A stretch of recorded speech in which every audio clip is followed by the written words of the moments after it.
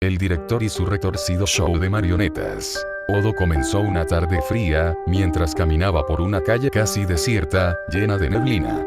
Mi único compañero era el viento que parecía susurrarme al oído.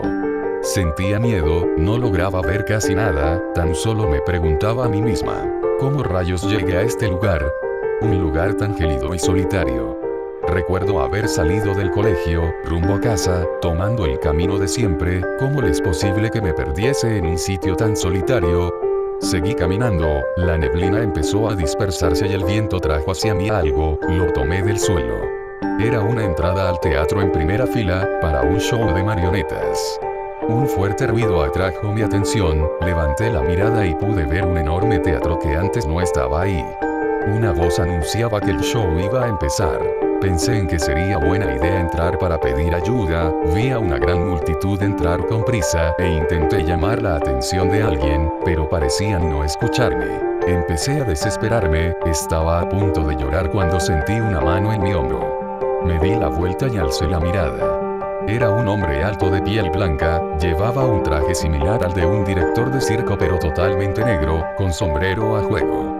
Su cabello era oscuro, largo y algo ondulado. Me preguntó si necesitaba ayuda, su voz era grave y ronca, le dije que estaba perdida y no encontraba la forma de llegar a casa, él sonrió y me pidió que lo siguiera. Fui tras él hasta una habitación, donde me pidió que lo esperara mientras se preparaba para su show. Poco después salió.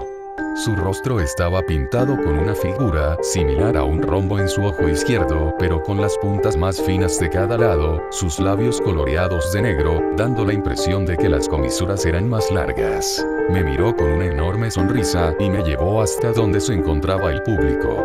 Me pidió que me quedara a ver el show, dijo que después me ayudaría a llegar a casa.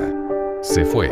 Tiempo después todo se sumergió en la oscuridad absoluta, los reflectores iluminaron un gran escenario que tenía un enorme telón rojo, el cual poco a poco comenzó a elevarse, todo era silencio hasta que el telón se levantó por completo y el público aplaudió. Él se encontraba en el escenario. Hizo una reverencia y emitió una tonada dulce. Una tétrica caja musical empezó a sonar al mismo tiempo, él aún tenía esa enorme sonrisa en el rostro. Las marionetas fueron apareciendo en el escenario, se veían comunes pero bailaban al son de la tonada con pasos casi humanos. Un sentimiento de angustia me invadió, sus ojos parecían mirarme fijamente, desvié la mirada y para mi sorpresa, no había nadie a mi alrededor. El miedo me sobrecogió, regresé la mirada hacia el escenario y las marionetas continuaban observándome fijamente, mientras poco a poco, mostraban su forma real. Intenté levantarme pero no podía, el horror y el pánico se apoderaron de mí por completo, al ver cómo una a una caían al suelo y se arrastraban de forma aterradora hacia mí. Al caer, casi todas desfiguraron su rostro a uno más macabro, casi humano. Miré hacia mi derecha y me encontré con montones de cadáveres descuartizados en vez de las personas que yo juraba haber visto en el público. Algunos tenían partes de la piel arrancada y esparcida por todas partes. Grité. Él solo sonreía y me miraba, disfrutando cada segundo de mi horror ante la escena. Vi hacia abajo y me encontré con la figura de una joven de cabello largo marrón, arrastrándose hasta mi asiento. Ella se aferró a mis piernas soltando gritos de dolor, sufría porque le habían arrebatado parte de su humanidad, la sangre corría de su cuerpo. Asustada, le di una patada para liberarme. El hombre, enfurecido por mi acción, se dirigió hacia mí. Sus manos como garras se clavaron en lo más profundo de mi garganta para finalmente tomarme por la mandíbula y separarla de mi cabeza, mientras desgarraba músculos y piel, y el sonido de mis gritos retumbaba por todo el lugar. Ahora mi alma está atrapada en este horrible teatro. Y jamás regrese a casa, estoy condenada a formar parte de este horrible show de marionetas por la eternidad.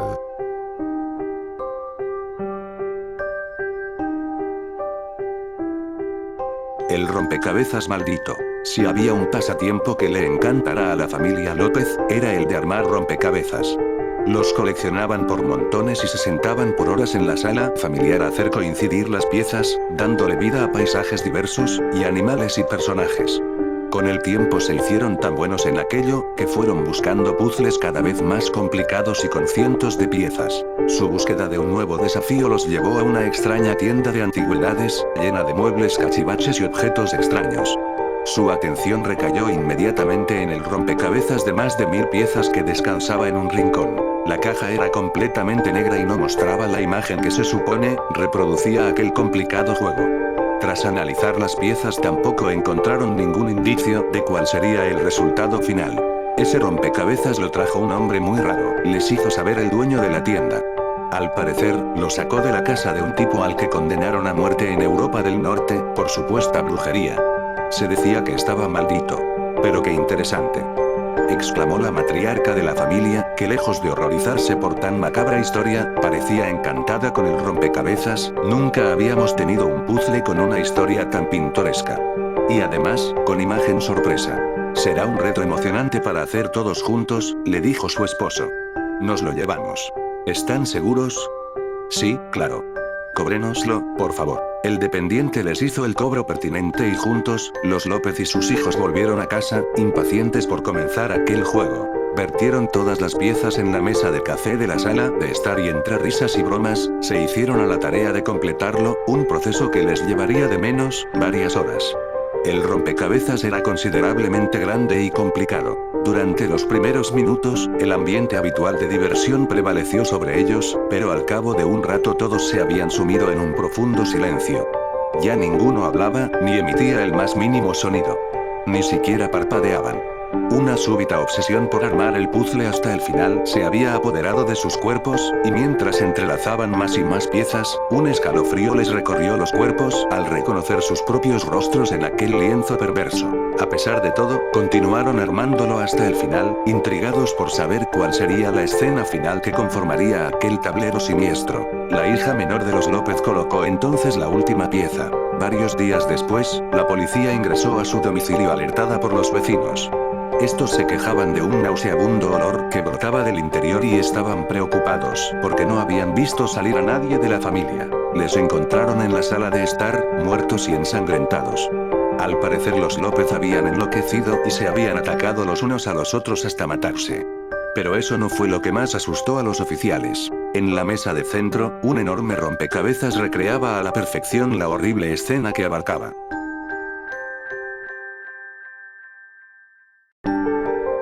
El show M. Cuando era un niño, me encantaba el show M. Ya sabes, el típico programa infantil con botargas de animales y todo eso. Solía verlo junto a mi mejor amiga todos los días, cosas de críos. Un día, recuerdo que vimos un anuncio en una revista sobre el show. Era para formar parte del club de fans. Debías contestar un cuestionario con preguntas de los personajes y enviarlo con tu nombre y dirección al presidente del grupo. Una semana después recibiríamos otro sobre de vuelta, con insignias oficiales para formar parte de él. No eran más que pedazos de plástico, pero ya sabes, no importaba. Junto con ellas venía también un panfleto con poca información, que informaba sobre el tour del Show M. Los personajes visitarían nuestra ciudad en su autobús y se tomarían fotos con todos sus pequeños fanáticos. La perspectiva desde luego que nos emocionó. El evento sería el domingo siguiente de recibir aquel misterioso panfleto, a las 12 del día, de modo que convencimos a nuestros padres de asistir sin mucho esfuerzo. Recuerdo que aquella fue la semana más larga de mi vida. El domingo, mi mejor amiga se presentó en casa. Me comentó que su madre podía llevarnos a ambos al lugar. Yo realmente quería ir, pero mis padres no me dieron permiso. Esperábamos a mi hermana que volvía de un campamento, pero ir los cuatro juntos. Por más que lloré y grité, no cambiaron de opinión. De modo que mi amiga se marchó con su madre y yo me quedé a contar los minutos. Llegamos al lugar casi una hora después.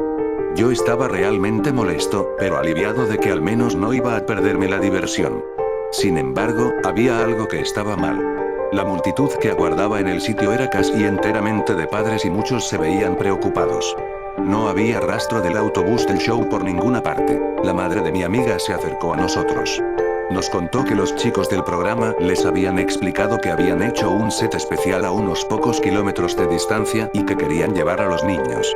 Otro transporte no tardaría en llegar para transportar a sus padres. Mi amiga se había ido con ellos. Por supuesto, no todos dejaron que sus pequeños fueran solos con esos desconocidos, pero algunos sí.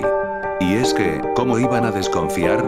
El autobús tenía el logo oficial del programa y los disfraces de sus personajes eran idénticos. Tras una hora sin noticias, la policía llegó al lugar. Al día siguiente, me sentaba a sintonizar el show M como de costumbre. Grande fue mi sorpresa al ver cómo, el personaje principal del show, anunciaba el incidente ocurrido en mi ciudad. Reveló entonces que el programa no tenía ningún club oficial de fans, ni enviaba correspondencia a los niños. Tampoco habían hecho ningún tour ni planeaban cosa semejante. Nunca volví a ver a mi amiga. A día de hoy, me preguntó dónde estará y quiénes serían los que se la llevaron con los otros chicos.